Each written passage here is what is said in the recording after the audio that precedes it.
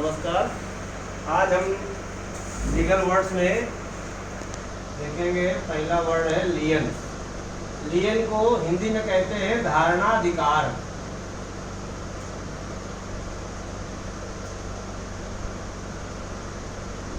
धारणाधिकार अंग्रेजी में कहेंगे a right to hold and a retain. Right to hold and retain a thing or property, a thing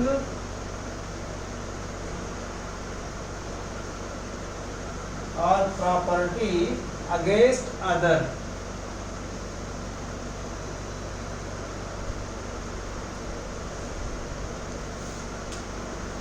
धारणाधिकार means धारण करने का अधिकार, अपने पास किसी चीज को रोके रहने का अधिकार, इसको लियन कहते हैं। ए राइट टू होल्ड, अपने पास रोकना, और रिटेन, रोक कर उसको अपने पास रखे रहना। ये थिंग और प्रॉपर्टी, किसी चीज या संपत्ति को अगेंस्ट अदर, मतलब दूसरे के हित के विरुद्ध।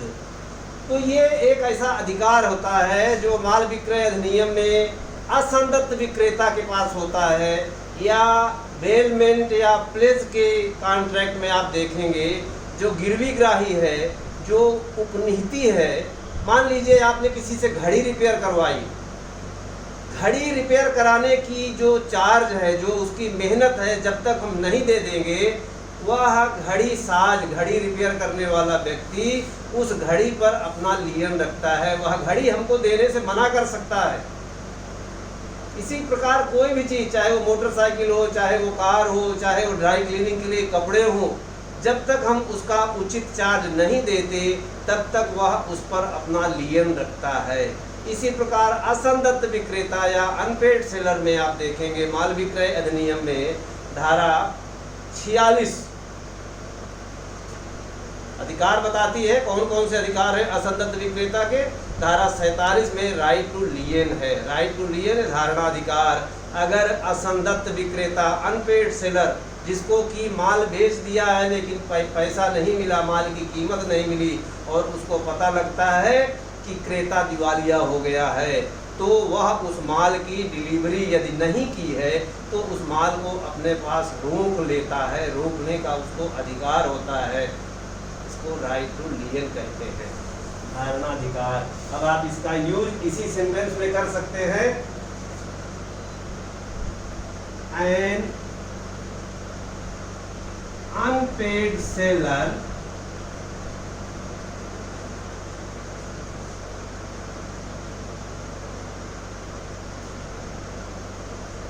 Has right to lien over sold goods. बेचे गए माल पर असंदत्त विक्रेता धारणाधिकार रखता है।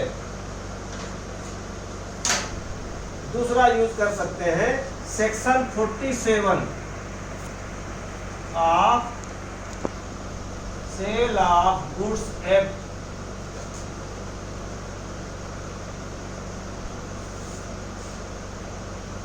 provides for lien on goods to unpaid seller।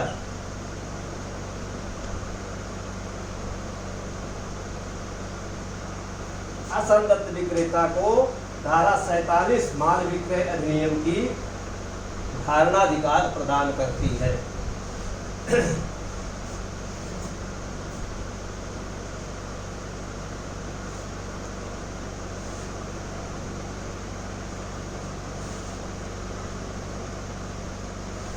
अगला शब्द है liquidation.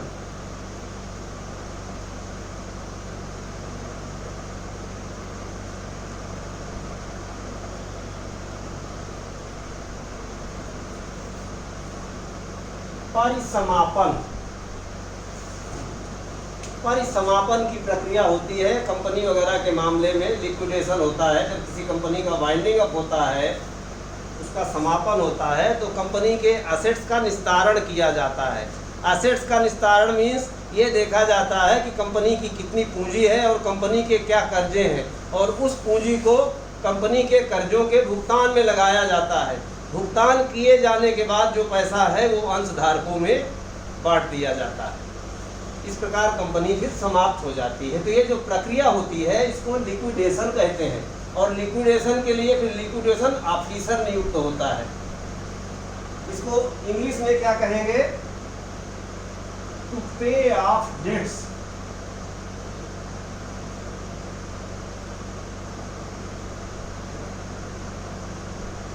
Pay of debts using assets.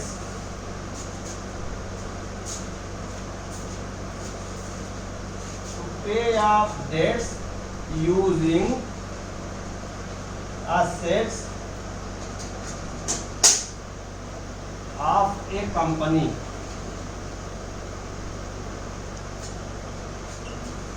Company के असेट्स या परिसंपत्तियों को यूज करते हुए कर्जों का भुगतान करना।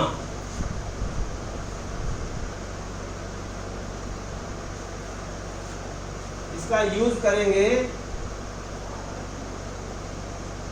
The court ordered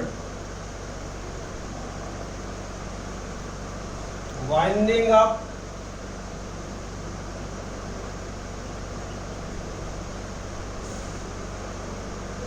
of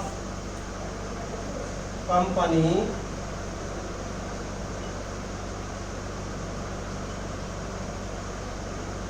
and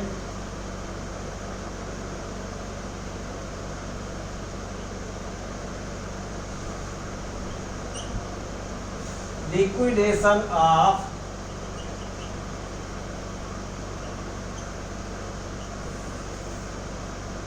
companies assets.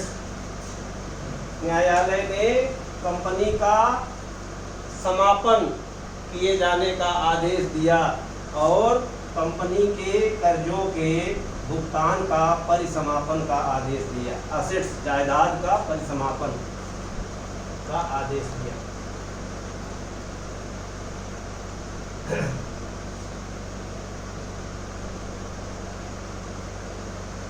अगला शब्द है हमारा मेंटेनेंस।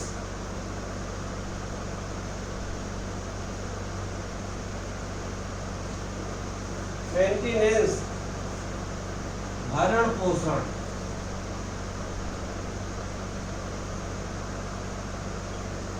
देखिए ये शब्द एक ऐसा है, मेंटेनेंस है क्या? मेंटेनेंस है to maintain, act of maintaining something. Maintenance, आप अपनी गाड़ी को सर्विसिंग कराते हैं वो भी मेंटेनेंस है, आप अपने घर की रंग रोगन करवाते हैं वो भी मेंटेनेंस है। किसी भी चीज़ को अच्छी हालत में रखना, उसका रख रखाव करना, उसका मेंटेनेंस कहलाता है। लेकिन ये मेंटेनेंस यहाँ यूज होता है भरण पोषण। किसी का भरण पोषण करना भी उसका मेंटेनेंस कहलाता है। किसी के रोजमर्रा के खर्चों का भुगतान किया जाना, उसके खर्चे उठाना, ये भी उसका मेंटेनेंस है। इसको हिंदी में भरण पोषण कहते हैं। अंग्रेजी में कहेंगे इसको providing means of livelihood.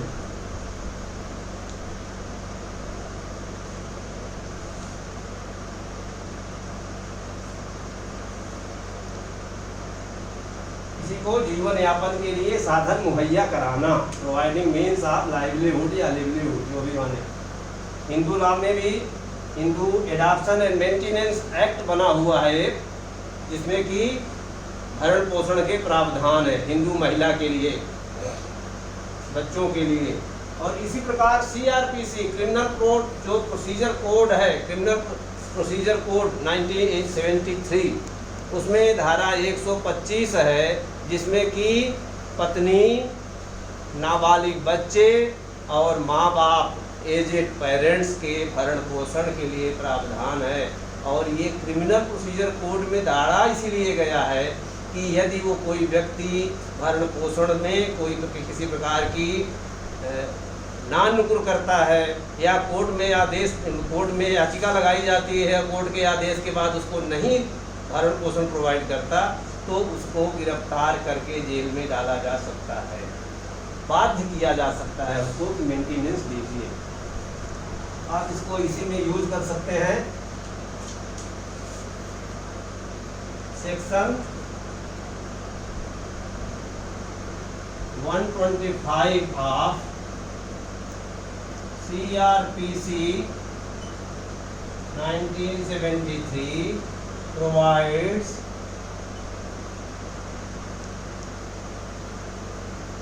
for maintenance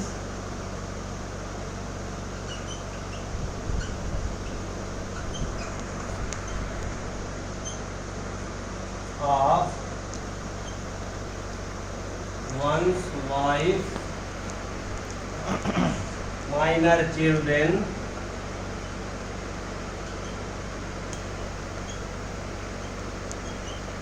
and aged parents.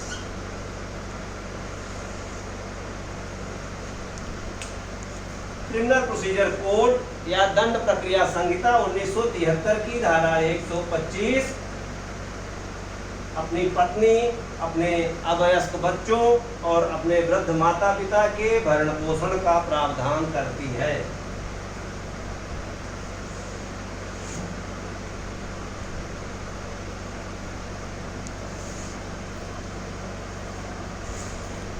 Next word है हमारा मालाफाइड।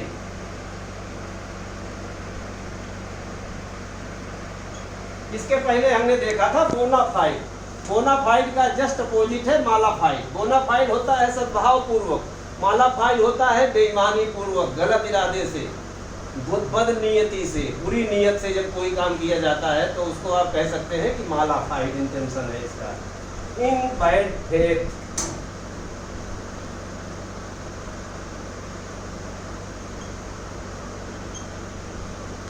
इन बैड फेथ, बद नियति से,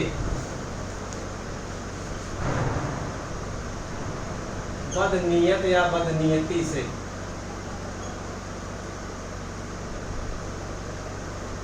The judge concluded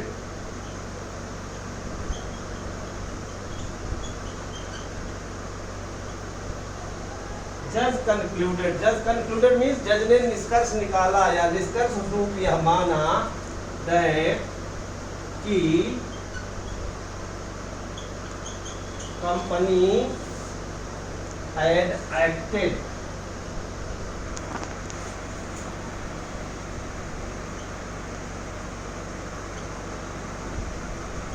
malified in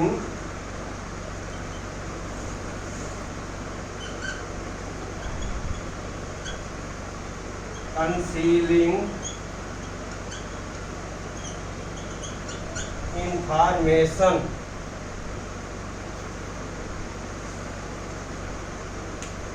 ये वाक्य बनाया हमने। जज कंक्लूडेड, जज ने निष्कर्ष निकाला या जज ने निर्णय दिया कि कंपनी ने कंसीलिंग इंफॉर्मेशन, सूचना छिपाने में, किसी बात की सूचना जो कंपनी नहीं दी उसको छिपाने में कंपनी का मालाफाइड मोटिव था, मालाफाइड तरीके से काम किया, अर्थात बुरी नियत से काम किया और इसलिए सूचना छिपाया।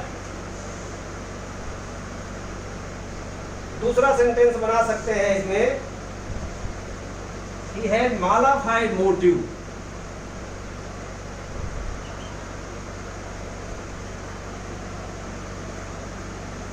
he had malified motive to implicate him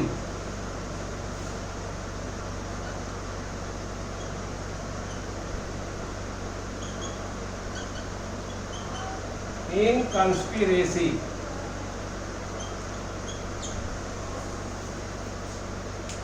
he had malified motive, malified मतलब उसकी बुरी नियत थी किसी को षड्यंत्र में फंसाने के लिए। कई बार एक आदमी किसी दूसरे को गलत नियत से अपराध में फंसा देता है, किसी षड्यंत्र में फंसा देता है, तो आप ये लिख सकते हैं he had malified motive to implicate him in conspiracy, षड्यंत्र में फंसाने के लिए उसकी बद नीयत थी, बुरी नीयत थी।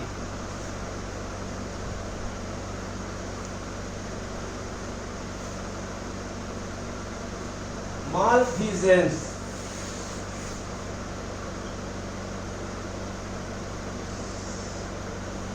मालफिजेंस अपकरण,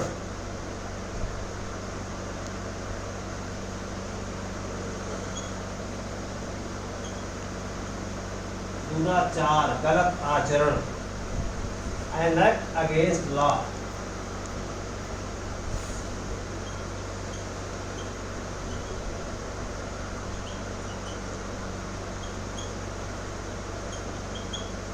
इलीगल एक्ट, कोई भी अवैध कार्य, कोई भी अपकृत्य, किसी भी गलत कार्य को आप मालफिजेंस कह सकते हैं।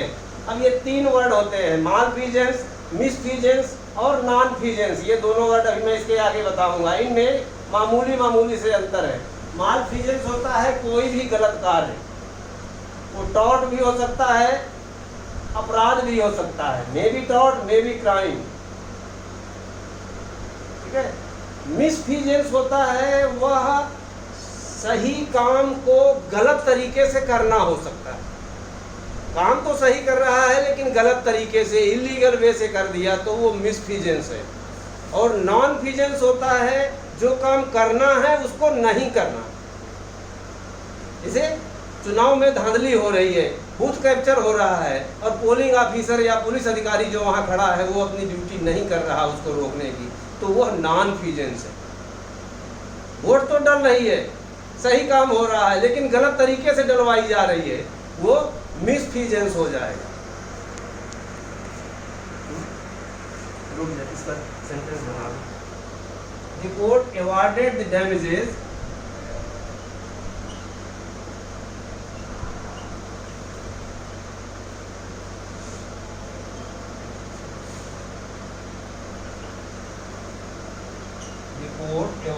the damages to the plaintiff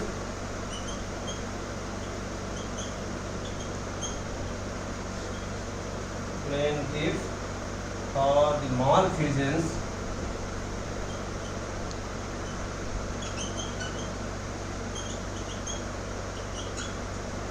committed by defendant,